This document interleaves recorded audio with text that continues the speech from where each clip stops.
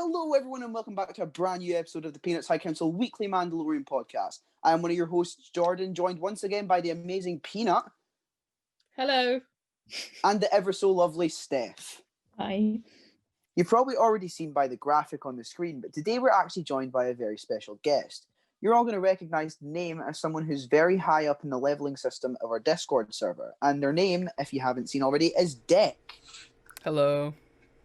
Welcome to the show. First ever guest. How are you feeling? Yes, it's good to be here. Very honored. We're glad to have you. Real quick, I just want to quickly apologise for the lack of an episode last week. We did try hard to make it happen, but personal things got in the way and it just wasn't possible. But that's okay because we're back. And today we're going to be breaking down this week's episode of The Mandalorian, obviously being Chapter 14, The Tragedy. This one was directed by Robert Rodriguez and clocks in as the shortest episode from this season, but that doesn't mean it had the least amount of content. We're going to move on to the episode in just a second, but first I need to ask both Peanut and Steph, did you guys notice something big happening on Twitter recently? No. What was it? Did you not notice, Peanut? No.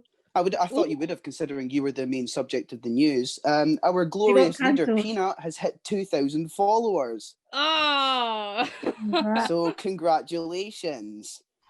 Thank you. Oh my God, That's this okay. is a surprise, guys. Wow. I find it funny how in the midst of all that, I heard Steph go, did she get cancelled? Not this week. No, but yeah, congratulations, Peanut, quickly on 2,000 followers. Oh. Here's to Thank you so much. 3K eventually when it does come, because it's gonna 10 years. I wouldn't say 10 years, 20. I mean, So now that we've got the introduction out of the way, I want to ask your initial thoughts on the episode. Now, obviously, because we have a special guest this episode, we're going to start off with Dek. So I'll ask you, what was your initial reaction to this? Did you love it? Did you hate it? Or did you think it was pretty average? Honestly, I think this episode has been like my favorite out of the whole show. Like it was short and sweet, which is kind of like a double-edged sword because obviously I'd love it to be longer, but the nonstop action was chef's kiss. Yeah. If only there was a video where we could show that. Peanut, what about you? What did you think? Honestly, amazing. Yeah, definitely. One of my favorites. I'm sorry. I'm trying to stay so serious right now. Okay, yeah. Steph, what about you? Disaster. Jesus. I think it's probably my favourite episode this season so far. I feel like I keep saying that every single podcast, but it just seems to be getting better and better each week. I mean, all of us so far have unanimously agreed this is probably one of the best episodes, if not the best. And to be honest, I think that's a testament to how good this season's been so far, because Steph is right. A lot of us have said week in, week out, this is my new favourite episode, this is my new favourite episode. And this is another one of those times, but I do genuinely believe this time, I'm not sure they can get much better than this. Maybe they can slightly edge it, obviously, because we've got what seems like a two-part finale coming up. But yeah, I think it's a very strong episode, despite being only, 28 minutes? 30 minutes? It's 32, I think. 32. So yeah, shortest episode of the season, like I said before. But obviously, to get right into the episode, we open with the sort of small opening segment of Mando and Grogu in the cockpit. And Mando's over the moon with the fact that he now knows the name. I thought that was a really cute segment. What did you guys think of that? I honestly loved every second of that little bit. Adorable. Absolutely adorable, you know. Dad vibes. I was just about to say dad vibes. Literally dad vibe. The best space dad. I mean, the thing is, like, his whole talk with Grogu was both adorable and, in hindsight, heartbreaking. Because I mean, and he also, you could tell that Mando feels like he's quite out of his depth and he just wants what's best for him. You know, it's almost like you can hear how sad he is in his voice. I think Pedro does a really good job of that, like conveying so much emotion through his voice. We don't even need to see his face, you know, and he did a really good job at that. And that's how you know, like, when an episode is so good, when it starts off with a bang, but not necessarily like action packed. It just starts amazing. Yeah. Then obviously after that, we get straight into the title segment, chapter 14, the tragedy. And I feel like as soon as we all saw that, after that really cute moment, everybody's face just sort of dropped. Like, oh no, I got so what's worried. going to happen? But then after that, we get a sort of panning shot of a really beautiful looking planet. And I want to touch on this because Ahsoka obviously name dropped the planet in the episode before. I want to know what you guys thought of the planet. What did it match your expectations? Was it what you'd envisioned for the planet, or were you sort of picturing something different? Dek, we'll start with you again. Yeah, obviously I expected like the snowy kind of planet from what we saw in the comics, but I mean, I wasn't disappointed. It was such a grand like scale and like serene almost. Yeah, and the lighting, like people were saying like it feels kind of fan filmish because like the harsh lighting and like, you know, just it being kind of in California woods. Yeah. But honestly, I think that like gives a show like way more personality. I'd rather it feel like a fan film than like, you know, some soulless corporate sort of blockbuster type thing. Yeah. Yeah, agreed. Yeah, and I know exactly what you mean. What about you, Peanut? Was it everything you had expected it to be? Was it maybe a little less? Yeah, well, I mean, I didn't really walk in with much to expect because I wasn't very familiar. But, you know, from as soon as we saw it, it was very Jedi-like. I really loved the whole place, you know, that covers the rocks. What were they like? I don't know, it was like a Stonehenge kind of vibe that I was getting. So it was really cool. And it's definitely I don't know, they did a really good job in turning like California into like a different kind of planet. However fan film that might look, you know, it was really beautiful. Yeah. No, I do definitely agree with you. And finally, Steph, we'll move on to you and find out your thoughts on the planet Tython. I wasn't really expecting too much. I haven't read like Legends or the comics. Well, I haven't read many of them, and I kind of pictured it that way. So it was nice to see, as Peanut said, like a sort of Jedi vibe planet. Yeah, I mean, I do agree with you. I do genuinely think, like, when I thought of sort of Jedi-based planet, that's the sort of greenery, sort of luscious, vast landscapes is sort of what I had pictured. It wasn't quite what I had in mind. I was thinking it was maybe going to be a bit more extreme in the landscape. Obviously, you still have the hills and stuff like that. But no, I did think it was a very good setting for the episode, and obviously it's great seeing yet another new planet in Star Wars that we haven't seen in live action before. Moving on. I think it makes sense though. I wanted to say, because if like Tython's supposed to be the homeworld of the Jedi and Exegol is supposed to be the homeworld of the Sith, they should be pretty much opposite. So I guess for Tython to be like, you know, snowy and barren and like harsh wouldn't make sense in contrast to Exegol. That's actually pretty good. I never thought of that. I also think it's a nice thing because it seems like Lucasfilm are digging into the legends and the comics and them sort of things, which people were kind of worried they would ignore, which is nice to see. I mean, obviously we had confirmation. Obviously, we had confirmation in the episode where they first appeared, but we did also have those where they. Sorry, I'm going to forget the name. Is it Shadow Troopers, Purge Troopers, Dark Troopers? That was going to be my third guess. Thank you, Dick. But obviously we had those, so they are digging into Legends and they are bringing out stuff that's going to make sense with the canon, make sense with the lore, and I just love seeing that. But obviously we have our sort of Jedi Temple area where Grogu spends most of this episode. I will be real, when we first got the idea in episode 5 that it was going to be a Jedi Temple, I assumed it was going to be a full-on like temple, if you know what I mean. Yeah, like on Coruscant. Well, I wasn't really expecting. I was expecting it to sort of be like an abandoned sort of thing like that. Yeah. But I really liked the design of it. I liked how it was sort of this mystic, almost like ruins, like sort of abandoned area, but it looks so peaceful, like sort of frozen in time. Yeah, it gave me the vibe like only someone who knew what they were doing would be able to activate it, and to like any normal passerby, it just looked like another rock monument that should have a button somewhere. Yeah. I love that little scene. Just shows, it really did show how out of his depth Din actually was. It really highlighted that, like, because he was like, okay, do the thing, kind of like Grief in do the magic hand thing. Yeah, do the magic hand thing. I got similar vibes to that. Yeah, I know what you mean. But then we've obviously got the scene where it's a little comedic moment where Grogu just doesn't really seem to be doing much, and then I can't remember what order it happens in. Do we see the slave one, and then when Mando turns, slave one Grogu's comes in the sort of trance. Yeah, it comes right as he goes into it because Din tries to get Grogu out of there because there's enemies coming, but he can't. So it's like at the same time. So how did like we all knew it was coming. We all knew it was going to come back in some form. But how did we feel when we saw the slave one? I was a bit distracted by the blue butterflies. Very nice.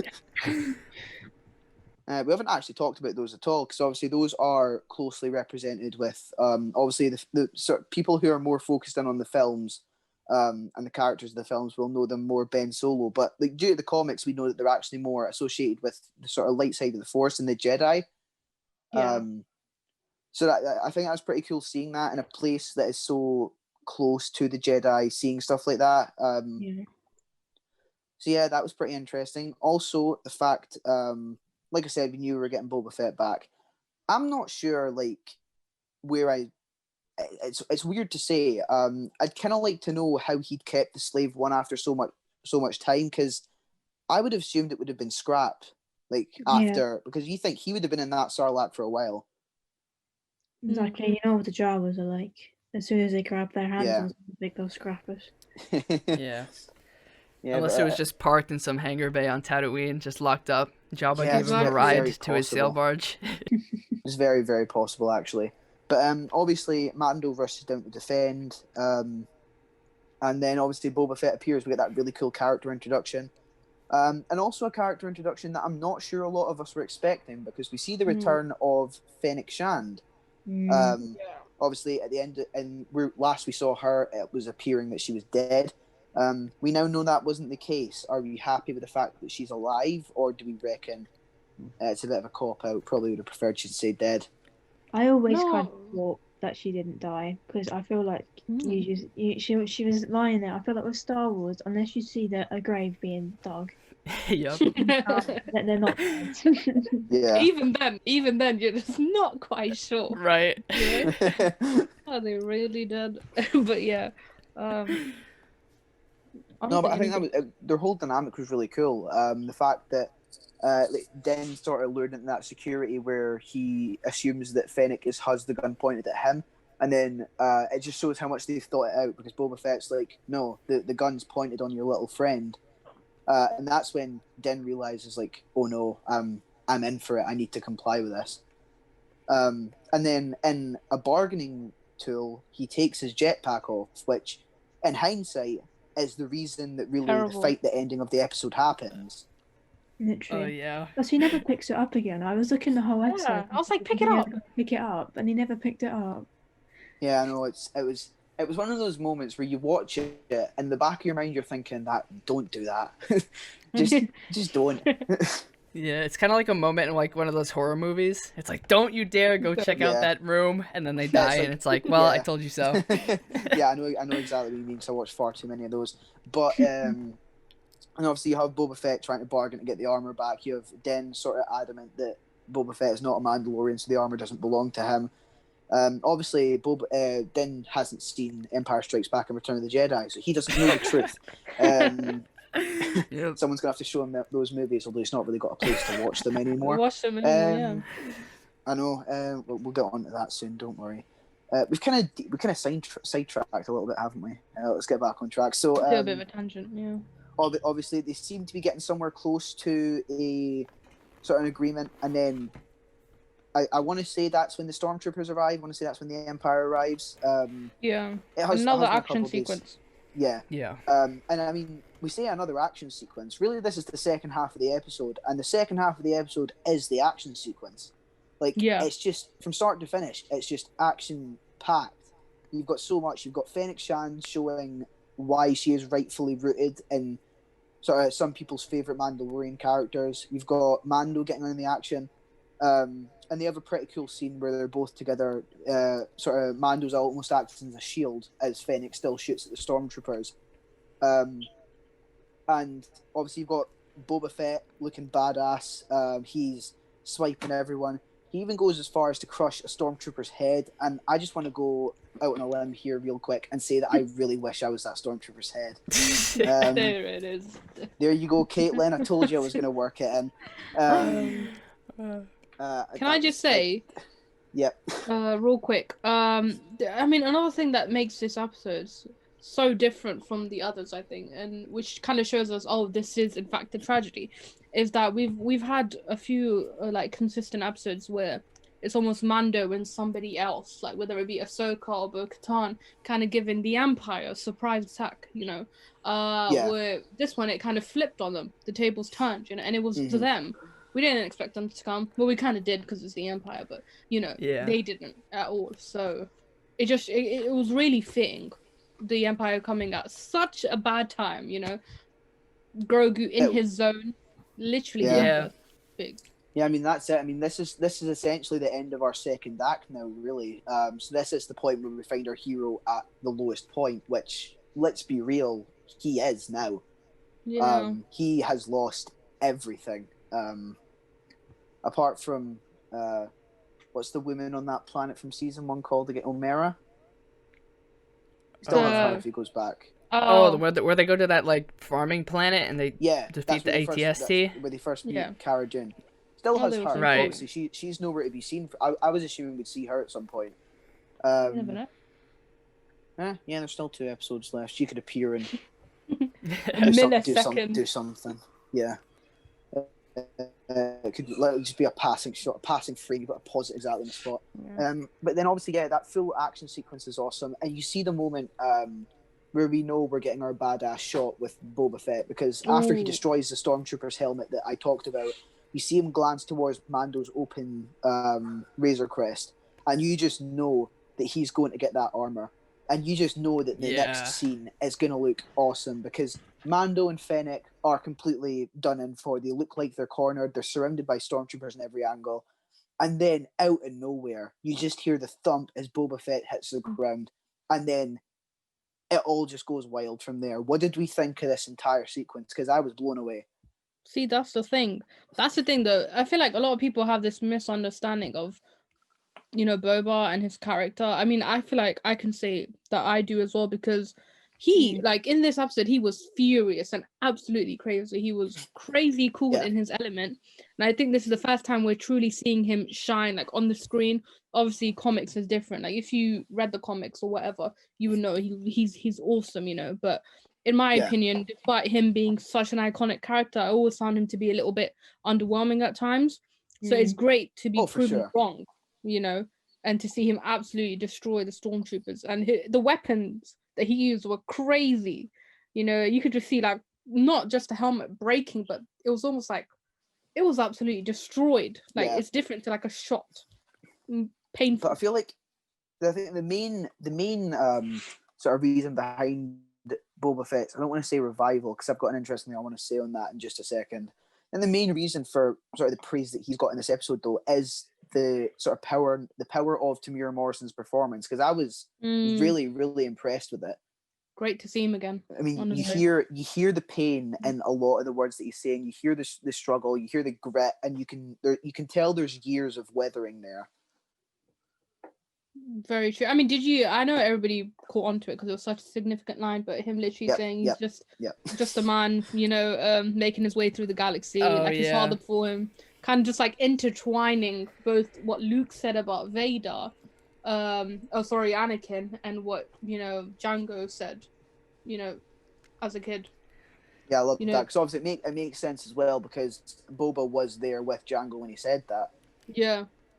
And that's a pretty cool touch. That's probably one of the main memories that he has with his dad, of seeing that Jedi for the first time.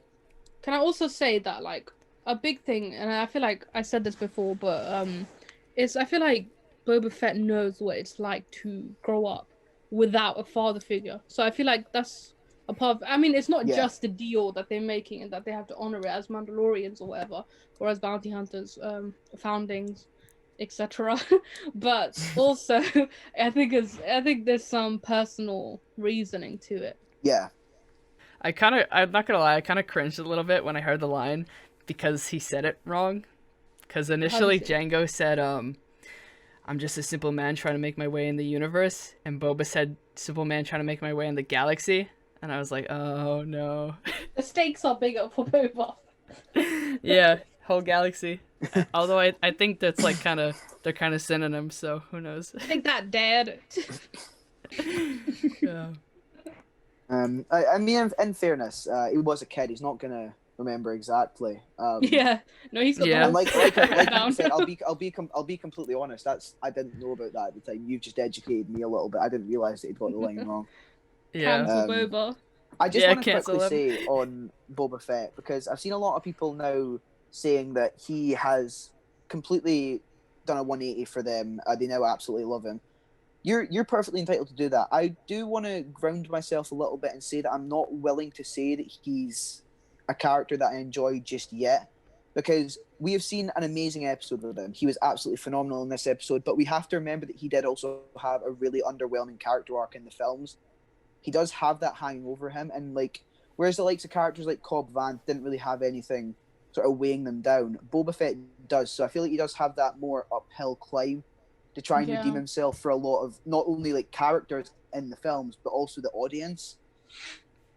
I just feel that's something we need to remember, and I feel like that's something that's going to be interesting with watching this character grow in further episodes, is how are they going to further progress him to the point where we can look past the original trilogy and the way that he quote-unquote died back then, which, let's be real, wasn't his finest moment. Wasn't the best way to go. Boba Fett, where? Ah! Literally, thank you. But no, I will say that I do think there's potential for this character to do great things. Now, I was unsure. You'll remember the first episode when I said I was unsure of this. I'm still on the fence, but I'm a lot more comfortable with it now than I was a couple episodes ago.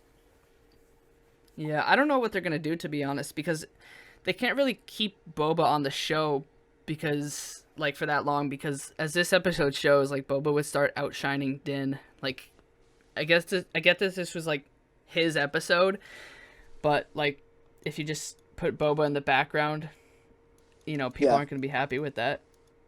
I mean, what I can see them doing is sort of keep him in for this season, maybe half of next season, and then if they keep Fennec Shand alive, I can maybe see a Bounty Hunter TV series, maybe. You never know. Or even like a show called like Fett or something like that. I don't know. Yeah, my guess is that he's gonna be here for the rest of the season. Then he'll have a really bad death.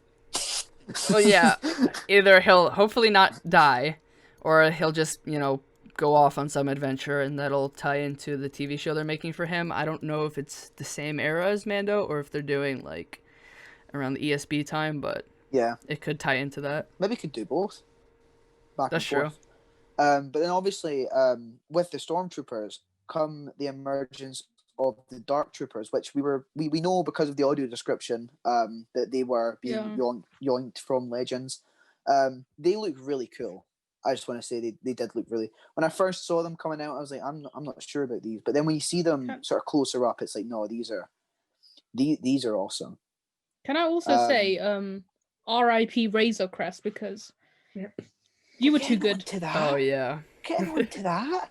Let's be honest, you Dark Troopers, and like yeah, we're still it's already blown up. It's gone, mate. Yeah, it's gone. No, it's not. No, it happens after the Dark Troopers get Grogu. No, because isn't it like what happens? No, because Grogu's taken, and then one of us is getting cancelled. Peanut. No, it's you. Because what happens, right? Let's.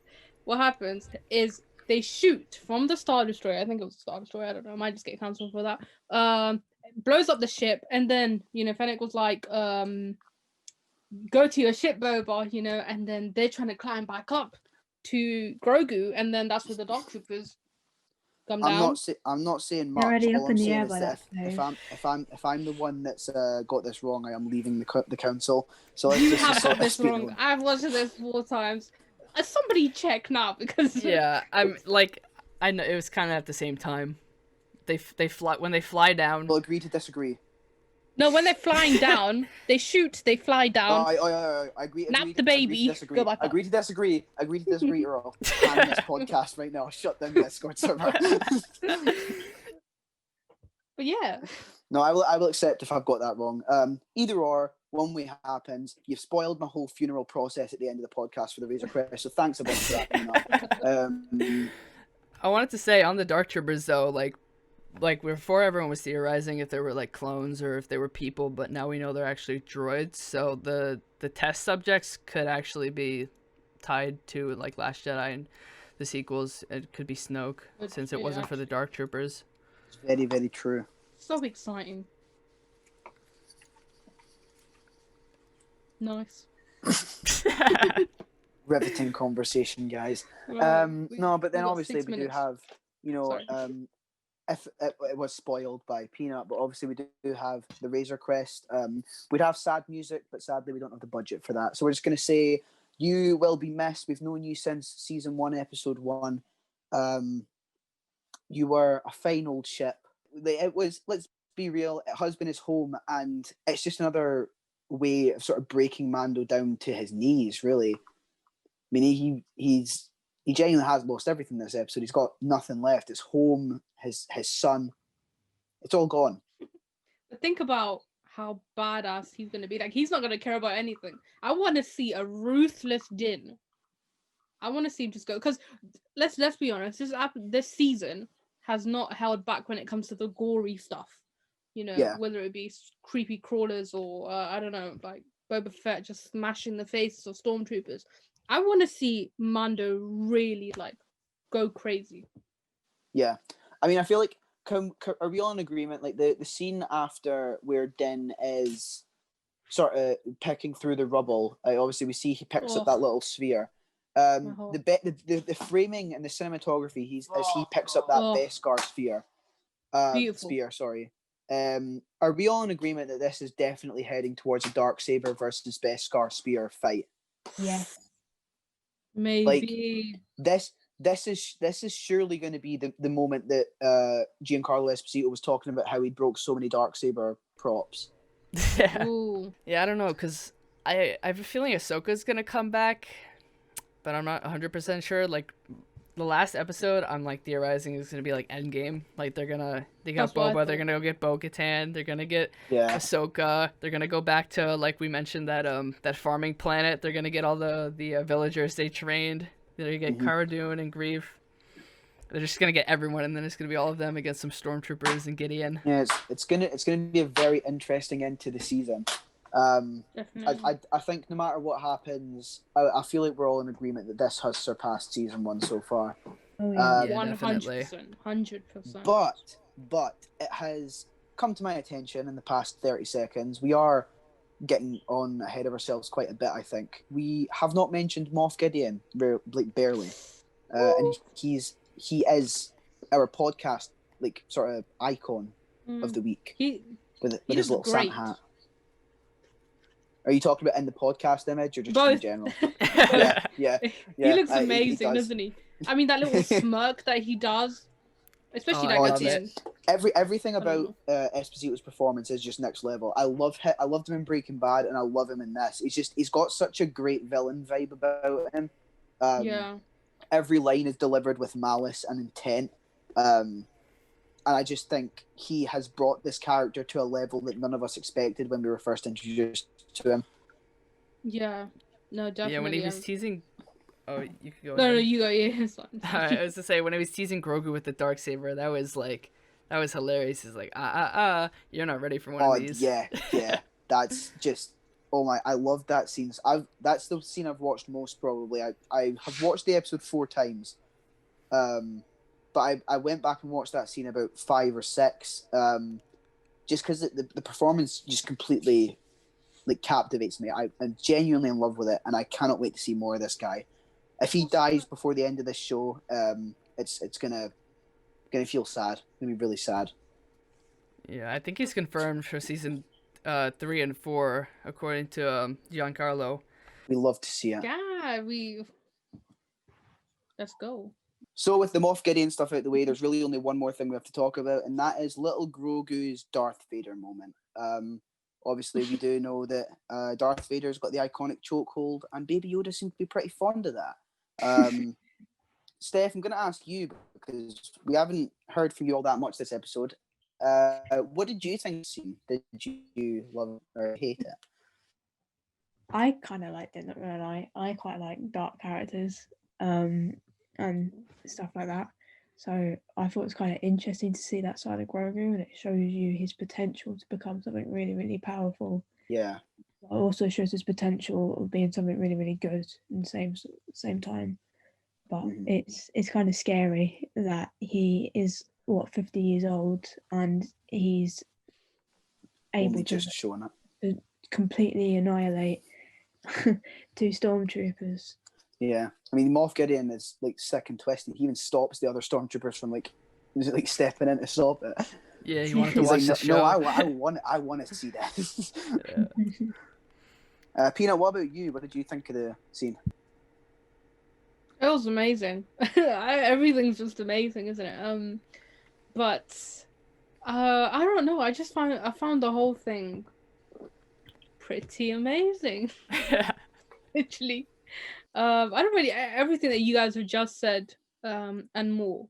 You know, it was incredible seeing him actually use his powers, and just, you know, we don't really know what the limit is with him. And again, he's only 50 years old. I mean, when you put it into context, it's like, wow, 50 years old is a lot, but you know, he's just getting started. And it is good, especially since we know like of his background and stuff. Like, no, he was trained at the Jedi Temple, so a lot of these things are starting to make sense. You know, he's not just a Gary Stu. that's a male Gary Stu. Yeah, just in case anyone. Yeah. We don't say that here, right? Just for future reference.